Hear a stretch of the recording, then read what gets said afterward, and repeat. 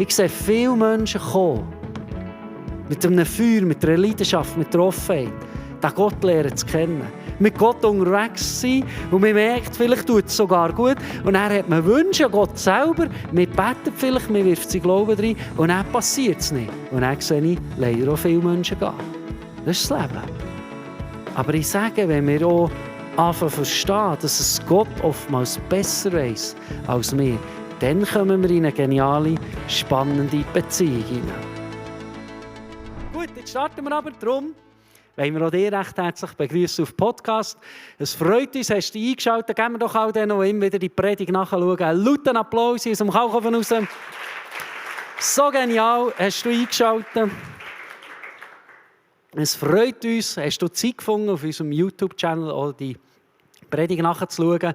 Unser Gebet ist immer wieder auch, dass es dich inspirieren darf, dort, wo du dran bist, in deinen Alltag reinreden. Wir sind in einer Serie, wo wir verschiedene Persönlichkeiten direkt aus der Bibel anschauen. Ja, zum Abschluss dieser Serie der Daniel gewählt. Der Daniel, ein sehr berühmter Name in der christlichen Familie, den man immer wieder wählen darf. Und das hat seinen guten Grund, weil der Daniel, der war ein unglaublicher Mann, vor x Jahren hat er gelebt. Und er hat so gut gelebt, dass wir noch heute wahnsinnig viel von ihm reden oder eben auch viele Predigten eigentlich aus seinem Leben raus sind. Und das ist auch ein bisschen das Thema, weil ich mich auch inspirieren von dem und ich möchte sagen, mit dem Thema «Dein Leben ist deine Botschaft». Ich glaube, es wird viel umgeredet, Poster gemacht und da, aber schlussendlich bin ich überzeugt, wir alle haben eine Botschaft weiterzugeben und das ist durch das, dass wir leben, wie wir eben leben. Wir alle haben ein Leben hier auf der Erde und wir können Entscheidungen fällen. Und unsere Entscheidung, die wir fällen, das ist eine Botschaft, die wir in die Welt rausgeben. Weil wir ein Leben leben, wie wir es eben leben. Und beim Daniel, wir gehen voll rein, ist wirklich schön zu sehen, wie er ein Mann war, der bereits eigentlich als Jugendlicher, also man kann sagen als Young Adult, so ein Israel Young Adult wäre das dann, oder wie auch immer, ein jüdischer Young Adult oder was auch immer, ist er gewesen. Und er ist bereits als junger Typ, als Gefangener in ein fremdes Land geführt worden. Das war zu einer Zeit, wo das Volk von Gott in Gefangenschaft gelebt hat und er hat zu dieser Zeit als Junge eigentlich den Weg müssen gehen. Obwohl also alles ein bisschen weit auch nicht vorteilhaft war für ihn, hat er gesagt, ich lebe immer wieder Werte, ich glaube an Gott und behalte das bei. Und spannend ist, dass man eigentlich auch von ihm sagen kann, er hat das Leben von Exzellenz gelebt. Er hat nicht irgendwo Bögen gemacht, mal ein bisschen für Gott. Wenn es mühsam wurde, habe ich mich einfach zurückgezogen, habe ich dieses gelebt. Er war nicht wie ein Blatt im Wind, sondern er war standhaft im Glauben unterwegs gewesen. Und das ist für mich auch so ein bisschen das Erste, was ich reingehen möchte. Ich weiss nicht, ob die einen oder anderen vielleicht auch schon gedacht und vielleicht auch mit Eltern aufgewachsen sind, wo die Bibel wichtig war, der Glaube ist vermittelt worden, was vielleicht auch schon gedacht, so viele Geschichten, die ich selber in der Bibel lese oder vielleicht auch höre, handeln immer davon, dass Leute den falschen Weg gehen, falsche Entscheidungen fällen und nachher kehren sie um. Und dann kommen sie heim, verlorener Sohn, verlorene Tochter, kommen wieder heim, gehen wieder in den Glauben unterwegs. Und als ich auch selber jung war und in diesen Fragen war und mich auch viel mit Leuten austauscht habe, haben wir uns etwa auch gefragt, muss man denn eigentlich wie Umwege machen? Gehört es fast ein bisschen dazu, Umwege zu machen, dass man wieder zurück in den Glauben kommen kann und dann der Glaube stärker ist. Weil so viel, wie ich ja gesagt habe, Storys aus der Bibel oder aus Predigten selber hören wir wie Zeugnis von Menschen, die zurück sind. Und ich möchte genau zu dir reden, wenn du dich manchmal fühlst, als wäre es noch fast nötig, irgendwo einen Umweg zu machen, dass du kannst zurückkommen oder irgendwo wie die Welt entdecken. Aus dem Daniel, seinem Leben lernen wir, es ist nicht nötig. Im Gegenteil, ich habe es so geschrieben, du musst dich nicht verlaufen, um den richtigen Weg zu finden. Wir müssen nicht zuerst irgendwo hersäckeln, um wieder zurück in den Plan von Gott hineinzukommen. Wir können treu unterwegs sein, wir können das lernen von Daniel, wir können Werte leben und durch das bin ich überzeugt, werden wir auch im Glauben vorwärts kommen. Wir werden eigentlich eine Abkürzung nehmen, stattdessen, dass wir manchmal fast ein bisschen das Gefühl haben, wir machen uns das zu einfach. Und das können wir so schön von Daniel in seinem Leben nehmen, weil das, was wir lesen von ihm, ist unglaublich inspirierend. Und da möchte ich mich wirklich ermutigen, das Buch Daniel in der Bibel, auch wenn wir jetzt nicht so die Leser sind oder Podcast-Hörer sind oder was, das ist ein geniales Buch, das du hören kannst, lesen, weil das geht zu und her, dort wie in einem guten Actionfilm. Die haben mir das auch schon bildlich immer vorstellen können. Wenn ich so ein bisschen Bibel-Sachen geschaut habe, waren es immer meine Lieblingsstorys so da gewesen, weil es wirklich zu und her geht, so, dass wir es auch verstehen. Für die Predigt habe ich 2 Geschichten aus diesem Buch extra rausgenommen. 2 auch Geschichten, die für mich wahnsinnig viel aussagen, die wir direkt daraus lernen können. Gehen wir in die erste rein. Spannender Moment. Der Daniel hat mit seinen Freunden, wie ich es gesagt habe, ein Leben mit Werten gelebt. Und in diesem Land ist aber ein Gesetz gekommen, das verboten zu Gott zu beten. Es war verboten, überhaupt, nicht so wie wir das heute können, überhaupt zu Gott zu beten, eine Beziehung haben zu ihm. Man musste sich wie eigentlich abschwören von diesem Glauben. Und so ist es so gekommen, dass der König, der dann gelebt hat, eine riesige, goldene Statue aufgebaut. Und dann ist ein Gesetz gekommen, dass sich zur Einweihung von dieser goldenen Statue alle Menschen müssen verneigen. Und die Leute, die mit Gott unterwegs waren, haben gewusst, ich verneige mich oder ich sollte mich wirklich nicht von jemand anderem verneigen als von Gott selber. So ist es gekommen, sehr theatralisch, wie das so geschrieben ist in der Bibel, wie die alle von dieser Statue gestanden sind. Dann ist eine Posaune gekommen, die hat Posaunen gegeben, oder was die auch immer machen, Lärm macht oder was auch immer. Alle sind angekommen und die 3 Typen, also die 3 Freunde von Daniel, sie bleiben stehen. Jetzt, wenn du gut zugelassen hast, wo ist eigentlich der Daniel? Nein, der ist nicht auf die Knie. Und diese 3 bleiben stehen. Der Daniel hat schon so einen guten Ruf gehabt. Der hat irgendwo beim König irgendetwas erledigen dürfen und ist selber nicht dabei gewesen, hat es nicht machen. Du musst ein bisschen zusammenfassen, dass wir vorwärts gehen können. Die 3 haben entschieden, Werte zu leben, auch wenn niemand eigentlich göttliche Werte gelebt hat. So ist es gekommen, dass sie eigentlich mit der Todesstrafe bestraft wurden. Und da wird es dann sehr actionreich nachher eben in diesem Buch der Bibel, weil der König sagt, ihr habt nicht gemacht, was er gesagt hat, ihr kommt in diesen Feuerofen. Und das war ein Feuerofen, da hast du nicht mal das Fingerli drin haben und nachher bist du schon fast gestorben. Da haben sie dann noch extra aufgeheizt, also hast du no Chance gehabt, dort eigentlich zu überleben. Und jetzt kommt eine geniale Stelle in der Bibel, die ich vorlesen möchte. Die 3 haben gesagt, unser Gott, dem wir dienen, kann uns aus dem Feuer und aus deiner Gewalt retten. Aber auch wenn er es nicht tut, musst du wissen, o König, dass wir nie deine Götter anbeten oder uns vor der goldenen Statue niederwerfen. Wir finden es so schön, wie sie hier sagen, aber auch wenn er es nicht macht. Wenn Gott nicht ein Wunder tut, auch dann leben wir Werte. Jedes Mal, wenn ich das lese oder von dem höre, denke ich mir selber, lebe ich einen Glauben, der so aufgebaut ist, dass Gott Wunder tun kann, aber ich ihn noch ehren, wenn er es nicht tut. Oder habe ich eine Beziehung zu Gott, wo er immer machen sollte, was ich will, was ich das Gefühl habe, das ist richtig, und sonst drehe ich mich davon ab. Und meine Frage heute Abend an uns alle auch ein bisschen ist, ich glaube nicht, also ich weiss es nicht, aber ich habe nicht das Gefühl, dass wir irgendwo zu Bern vor der Statue verpflichtet werden, uns zu verneigen oder was auch immer, oder daheim Sachen haben, wo wir das Gefühl haben, das sollten wir. Aber meine Frage ist, was ist so eine goldene Statue in deinem Leben? Oder du wie eigentlich Werte verleugnest, weil du das Gefühl hast, ich sollte es machen, die Gesellschaft macht das, meine Freunde und Freundinnen machen das und ich muss dort wie mitziehen. Kann es sein, dass irgendwo Social Media, Likes, die wir bekommen, dass wir cool dastehen, dass das so eine goldene Statue ist? Kann es sein, dass irgendwo ein Gruppendruck ist, vielleicht sogar Sex, Pornografie, Geld, Status, Perfektion und eigener Leistungsdruck, wo auf einmal der eigene Leistungsdruck so gross wird? Wenn ich sage, ich muss performen, sonst ist es nicht mehr gut. Auch das kann wie so eine goldene Statue werden. Ist es mein eigener Körper, mein Aussehen?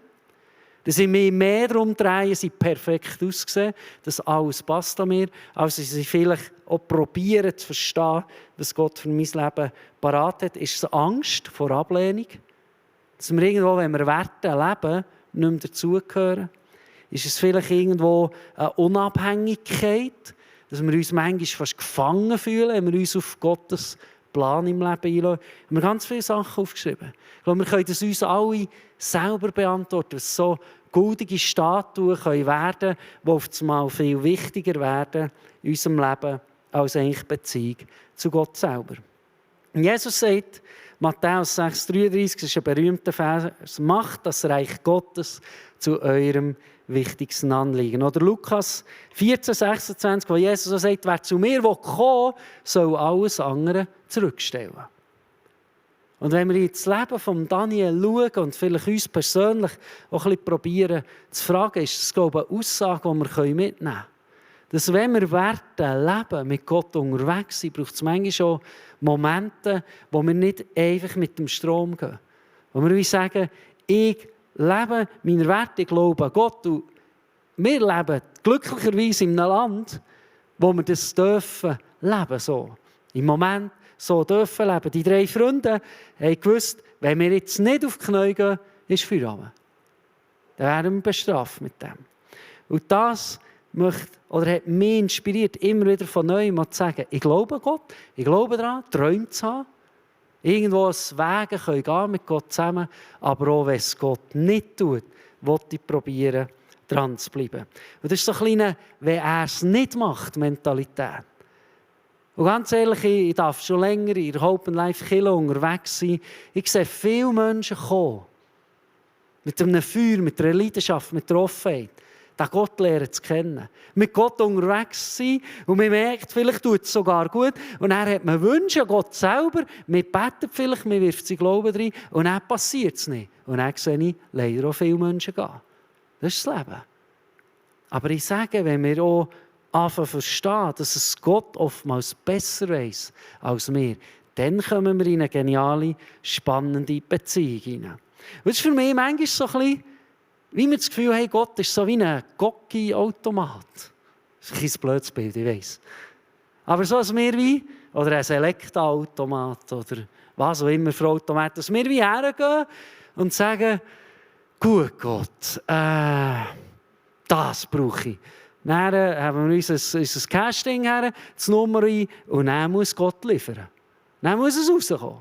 Und dann nehmen wir die Nüsse und dann ist es wieder gut. Und dann ist Gott wieder ganz egal. Und dann merken wir, oh, wir haben ein Problem. Hallo, Gocki, Automat, Gott, da bin ich wieder. Jetzt habe ich zwar das verkackt, ist egal, aber jetzt brauche ich das. Nummer 37. Und nachher Horti das beten, Gott soll tun, und dann kommt es wieder. Gott, ich habe eine Prüfung, jetzt sollst du Horti ein Wunder tun. Gott, ich habe ein Beziehungsproblem, kannst du das lösen? Aber dann drehen wir es wieder weg. Und je länger ich mit Gott unterwegs bin, darf ich lernen, Gott ist wirklich, wirklich nicht ein Gocki-Automat. Und ganz ehrlich, ich hatte dieses Jahr Sachen, wo ich so fest davon überzogen war, Gott, weißt du, mir sein Herz geht das und jenes eins. Und habe wie gewusst, Gott, ja, das wird der nächste Schritt sein, wird parat sein. Bam, die Tür einfach zu. Und dann musste ich mich entscheiden, ist das jetzt ein Gocki-Automat-Moment? Oder lebe ich die Mentalität, auch wenn es Gott nicht tut? Ich bleibe Gottes Werten treu. Ich bleibe im Glauben unterwegs. Zurück zu diesen 3 Boys, die schon relativ lange im Feuer warten mussten. Wir wollen ja noch alle wissen, was da passiert ist mit denen. Ja, nicht, dass wir die Predigt einfach aufhören und wir wissen gar nicht. Sie haben die Mentalität gehabt, ist gut, haben wir Böcke, check, check, bum, bum. Spielt keine Rolle, wie es rauskommt, aber sie sind noch am Leben. Und zwar ganz spannend. Wir gehen zurück zur Geschichte. Plötzlich sprang der König erschrocken auf und fragte seine Ratgeber, haben wir nicht 3 Männer gefesselt ins Feuer werfen lassen? Ja, natürlich, oh König, stellt euch das bildlich vor, oder? Antworten sie, aber seht doch, rief der König, dort sehe ich 4 Männer ungefesselt im Feuer umhergehen und sie sind völlig unversehrt und der 4. sieht aus wie ein göttliches Wesen. Wir lesen das so in der Bibel. Wie die Jungs in diesem Feuerofen rumgelaufen sind. In einer anderen Übersetzung ist es nicht mal ein Haar jetzt irgendwo verkrümmt oder verbrannt oder was auch immer. Nicht mal geschmürzelt haben sie nicht. Und wir lesen, eine 4. Person war der im Feuer. Und das heisst für mich, wenn wir das so gleich auf uns herunterbrechen wollen, Jesus nimmt uns manchmal nicht aus dem Feuer raus, aber er stellt sich zu uns. Was auch immer das Feuer symbolisch für uns im Leben kann sein. Manchmal gibt es Momente, es kackt einfach an. Es ist mühsam, es verletzt. Aber ich möchte uns alle ermutigen, Gott ist mit uns in diesen Momenten. Es gibt Momente, wo Gott gar nicht sagt, ich schütze dich von dem, was du jetzt durchgehen musst. Sondern sagt, ich komme mit dir. Gehen wir es an, Schritt für Schritt. Ich bin bei dir. Er lässt dich nicht fallen. Können wir daraus herausnehmen aus dieser Geschichte. Eine zweite berühmte Geschichte, gleich auch noch schnell erzählen, kennen wir sogar, wenn wir die Bibel etwa nicht so kennen. Das ist eine Geschichte, die man immer auch wieder sagt. Das war der Moment, dann später, wo wir auch wieder viel von Daniel lernen können. Es ist eine Zeit vergangen, das Wunder ist passiert mit dem Feuerofen.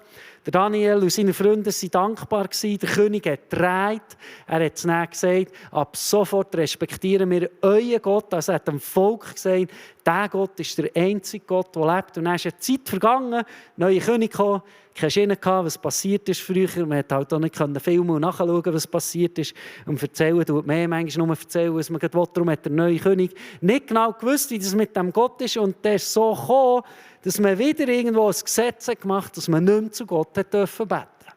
Und dann kommt die berühmte Geschichte. Daniel sagt, das lasse ich mir nicht nehmen. Ich bete gleich. Die Strafe war das mal, dass man in eine Leuengrube geschossen hat. Und dann in allen Kinderbibeln sind ja die Leuen so herzig. Vielleicht seid ihr auch so aufgewachsen und ihr denkt, ja, eigentlich, lieber Gott, hätte ich auch mal bei diesen Leuen füßeln. Finde ich es gar nicht so krass von Daniel. Wäre ein Kindheitstraum. Mit Walen schwimmen, mit Leuen füßeln. Aber es war nicht so. In den Erwachsenenfilmen kommen die Leute ein bisschen anders daher. Und dann in der alten Zeit, wo man es noch nicht so gut animieren konnte, musste ich auch noch lachen, aber heute ist dem manchmal doch ein bisschen gefürchtet. Der Daniel ist in die Leuengrube geschossen worden. Und ich habe es nachgelesen, das ist so spannend. Der Daniel geht nicht rein, I'm the king of the world und mir kann nichts passieren, weil ich bin mit Jesus unterwegs. Der Daniel hat Angst gehabt. Wir lesen, wie der Daniel hat gebetet und gesagt, okay Gott, wenn meine Zeit vorbei ist, ich gehe rein. Der Daniel ist in die Leuengrube geschossen worden. Wir lesen, wie Gott durch einen Engel und diesen Leuen, die nicht wie der Kinderbibel ausgesehen haben, wirklich zu Mut zugehört, die nichts machen können. Am nächsten Morgen, der König hat Angst, dass er einen Fehler gemacht hat, ist schauen, ob der Daniel noch lebt. Der Daniel kommt unversehrt aus dieser Leuengrube raus. Und was nehme ich aus dieser Geschichte raus? Mut ist nicht, keine Angst zu haben. Wir alle haben manchmal Angst. Respekt. Fragen im Leben. Das ist nicht mutig, wenn man sagt, ich gehe durch die Welt durch, mir kann nichts passieren. Mut heisst, trotzdem Gott zu vertrauen. Ich weiss nicht, in welcher Situation du heute Abend bist, wenn du eingeschaut hast, wo du dran bist, was deine Leuengrube im Moment ist. Vielleicht bist du in einem Arbeitsumfeld, wo gar nicht bestehen kannst. Es sich anfühlt wie eine Leuengrube. Alle sind gegen dich. Alle korrigieren dich. Alle hinterfragen dich. Und du probierst irgendwie durchzukommen. Vielleicht bist du in Ausbildung und niemand ist für dich. Ich möchte dich ermutigen, schmeiss nicht einfach her. Gott kommt mit dir durch das durch. Und das Schöne ist, er macht dich sogar stärker. Er bringt dich vorwärts. Dein Glaube wird stärker. Aber das heisst nicht, dass du nicht manchmal Anschiss haben darfst, manchmal vielleicht sogar ängstlich bist, einen Fehler zu machen. Das gehört dazu. Wir sind Menschen, wir können nicht perfekt performen. Das sollen wir auch nicht. Aber wir sollen einen Glauben haben, dass es trotzdem gut kommt, dass wir mit Gott zusammen durchgehen. Nur ganz ehrlich, auch ich habe manchmal Respekt vor dem nächsten Tag, von meiner Rolle zu genügen. Als Vater, als Mann, als Mitarbeiter in dieser Kirche. Auch ich habe so viel Respekt. Es ist ein Zeitchen her, wo wir TBN Deutsch gründen durften. Und ich hatte so Freude gehabt, weil ich dachte, da muss ich nichts machen. Vor allem muss ich ja nie irgendwie vor dieser Kamera herstehen. Irgendwann ist es so gekommen, dass wir gemerkt haben, okay, es wäre gut, wenn ich trotzdem mal probiere, die Videos zu machen. Und ich sage euch, es hat mich zuerst angeschissen wie am Morgen. Dann habe ich aber gleich gedacht, okay, Gott, wenn du das willst, ich probiere es mit meinem Schweizer Hochdeutsch, jetzt auch ein paar Deutsche in Köln oder Hamburg, zu ermutigen, wenn das dein Wille ist. Ich hoffe eigentlich, die Emmentaler hören es nie, weil die werden lachen. Und dann habe ich es gleich gemacht. Und dann dachte ich, okay, ich muss es ja selber nicht schauen. Komm, ich mache es einfach. Aber ich hatte Schiss gehabt. Aber ich habe Gott vertraut. Wenn das so sein, okay, ich mache es, aber es hat mich alles gekostet. Vor kurzem habe ich gedacht, spannend, per Zufall gesehen auf Social Media, irgend so etwas angenommen, dass das postet wird. Dann habe ich gesehen, es sind ganz viele Kommentare und dann habe ich etwas gemacht, was ich eigentlich nie mache. Dann bin ich die Kommentare gelesen. Und dann habe ich gedacht, krass, das schaue ich an Menschen. Wow, da werden Menschen mutig. Und dann habe ich die Kommentare gelesen. Dann sage ich euch, ein Negativ-Kommentar nach dem anderen. Ohne Witz. Jeder hat über mich hergezogen. Aber nicht wegen dem, weil ich irgendetwas falsch mache, sondern dass ich wirklich an Gott glaube. Also ja, fehlt es dann nur die Dummen glauben an Gott. Bla, bla, bla, bla. Ein junger Schweizer plappert irgendetwas da. Und dann habe ich so verlesen. Und dann dachte ich, gosh. Merci vielmals, Gott. Es war eine schöne Zeit. Ich habe gekündigt, suche den anderen. Ich bin raus. Ich habe es versammelt. Ich habe wirklich ganz sicher, ich kann wieder volllaufen. Ich dachte, weißt du, ich sage nie mehr etwas, ich probiere nie mehr etwas. Das war es. So habe ich reagiert. Das hat mich zuerst schon getroffen. Und dann habe ich aber wie gemerkt und gesagt, schau, wie Gott mir sagt, ich habe dir immer gesagt, du sollst die Kommentare nie lesen. Das ist der erste Fehler. Ich habe nie gesagt, geh und schau an, was die Welt meint dazu. Weil du bringst ja eine Botschaft, da werden nicht alle Freude haben. Dann musst du lernen leben. Habe ich das Gefühl gehabt, wie Gott zu mir sagt, aber weisst du was? Es gibt Leute, die sind ermutigt. Denen hat es etwas gebrungen. Und man lebt leider in einer Kultur, wo das nicht so gefeiert wird. Wo man eher zutut und denkt, das war jetzt noch gut gewesen. Hat mir jetzt noch etwas gebracht. Ich habe gesagt, okay, Gott, schau, es ist ein kleines Beispiel. Ich habe das nicht nur dort erlebt, auch schon an anderen Orten erlebt. Aber ich habe gemerkt, schau, wenn ich mit Gott unterwegs bin, das trennt Meinungen. Aber da können wir lernen von Daniel. Wir können probieren, das Leben zu leben, das er hat. Und ich möchte zum Abschluss ermutigen, vielleicht sind wir jung und wir kommen hierher und wir kassieren jeden Freitag im Ausgang ein, weil wir am Sonntag am Abend hierher kommen. Wir müssen uns irgendwo rechtfertigen. Vielleicht fragen wir uns manchmal selber, warum mache ich das? Bringt es überhaupt etwas? Existiert der Gott überhaupt? Was lebe ich überhaupt? Ich möchte dir ermutigen, dein Leben ist deine Botschaft.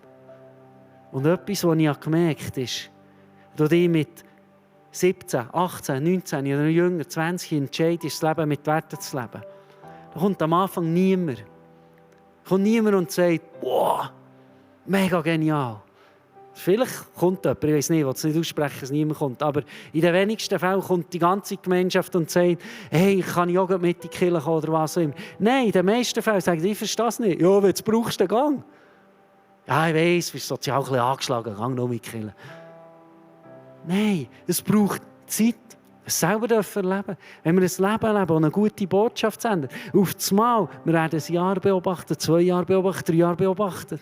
Das Mal merken wir, das Leben mit Gott führt uns in den Plan, den unser Erfinder für uns hatte. Wir fangen an aufblühen, wir fangen an Durchbrüche erleben, wir fangen an Beziehungen leben, die inspirierend sind. Und auf das Mal merken wir, Menschen werden mit Respekt gegenüber uns reagieren, weil wir dem treu bleiben. Und darum habe ich es abschliessend, weil ermutigend so weitergeben, stille Überzeugungen wecken längerfristigen Respekt. Überzeugung zu behalten für Gott ist ein Schlüssel. Wir müssen nicht in dieser Welt überall rumschreien und alle klepfen und alle anfangen nicht mehr gerne haben, die nicht gleicher Meinung sind wie uns, sondern wenn wir mit Gott unterwegs sind, dürfen wir überzeugt gehen. Überzeugt das machen, wie der Daniel. Wir ziehen unser Ding durch. Wir respektieren aber die anderen Menschen und wir werden mit der Zeit, glaubt mir, ich kann es von meinem Leben erzählen, einen Respekt bekommen, wo Menschen anfangen, je älter wir werden, denken, eigentlich hast du etwas, was ich nicht habe. Du hast eine Hoffnung, du hast einen Glauben, du hast irgendwo einen Boden, wo du nicht tiefer fallen kannst. Eigentlich möchte ich das so. Eigentlich habe ich vielleicht ausgelacht, als wir jung waren und dachte, du bist sozial angeschlagen oder was auch immer, hast es gebraucht. Aber eigentlich staune ich, was das Leben mit Gott sein könnte. Und können wir offen darüber reden. Glauben wir, es wird kommen, aber es braucht Zeit. Wir lesen heute das Buch von Daniel und haben das Gefühl, zuerst hat er das gemacht, dann hat er das gemacht, dann hat er das gemacht.